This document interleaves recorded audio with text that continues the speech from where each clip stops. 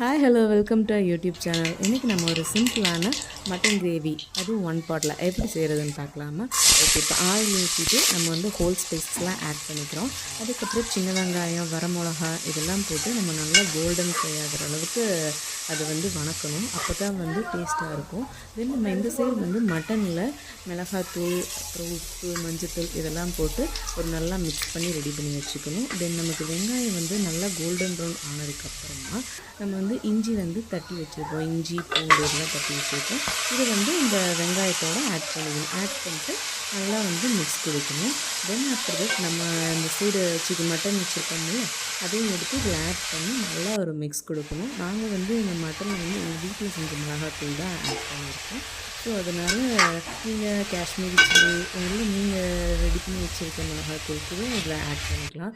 இதில் எந்த மட்டன் மசாலா எதுவுமே ஆட் பண்ணலை. தென் நம்ம குக்கரில் தேவையான நம்ம தண்ணி விட்டுட்டு ஒரு எத்தனை விசில், இப்போ ஒரு சில மட்டன் வந்து கொஞ்சம் ஹார்டாக இருக்கும், ஒரு சிலது சாஃப்டாக இருக்கும், அதுக்கேற்ற மாதிரி விசில் விட்டுக்கோங்க.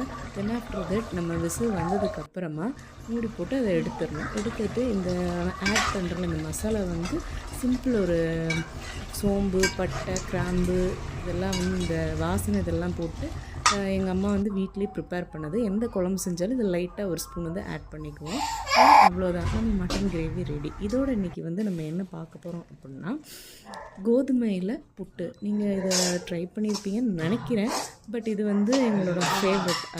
நல்லா கோதுமை வந்து வறுத்துக்கணும். ஃபஸ்ட்டு நல்லா வறுத்துட்டு அதுக்கப்புறம் நம்ம வந்து சுடுதண்ணி வந்து ஊற்றிட்டு அதை நல்லா ஒரு கிளறிட்டு தென் இந்த மாதிரி உங்கள் வீட்டில் ஏதாச்சும் டம்ளர் இருந்துச்சுன்னா இப்படி நல்லா இது பண்ணணும். அப்போ தான் அது வந்து நல்லா குட்டி குட்டியாக வரும். தென் நம்ம ஃபைனலாக வந்து தேங்காய் பூ இதெல்லாம் ஆட் பண்ணி ஒரு மிக்ஸ் கொடுத்துட்டு அப்புறம் உங்கள்கிட்ட புட்டுப்பானை இருந்துச்சுன்னா புட்டுப்பானை கூட யூஸ் பண்ணலாம். அப்படின்னா எங்கள் வீட்டில் இட்லி குண்டா தான் இருக்குது. ஸோ அதிலேயே வந்து புட்டு வந்து போட்டு வைக்கிற மாதிரி அந்த ஸ்டீமர் இதெல்லாம் கொடுத்துருக்காங்க. ஸோ அதில் வந்து இன்றைக்கி இந்த ரெடி பண்ணி வச்சுருக்க மாவு வந்து ஆட் பண்ணிக்கிறேன்.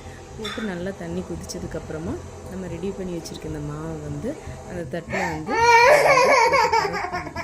தென் ஆஃப்டர் தட் அது வெந்துருச்சு அப்படின்னா நல்ல ஒரு அரோமேட்டிக் ஸ்மெல் வரும் நமக்கு. அதை வச்சே ஓகே இன்றைக்கி போட்டு ரெடி அப்படின்னு நம்ம வந்து ஐடென்டிஃபை பண்ணிக்கலாம். புதுசாக அது வந்து ட்ரை பண்ணுறவங்களுக்கு இது ஒரு குக் பாயிண்ட் ஆகும்.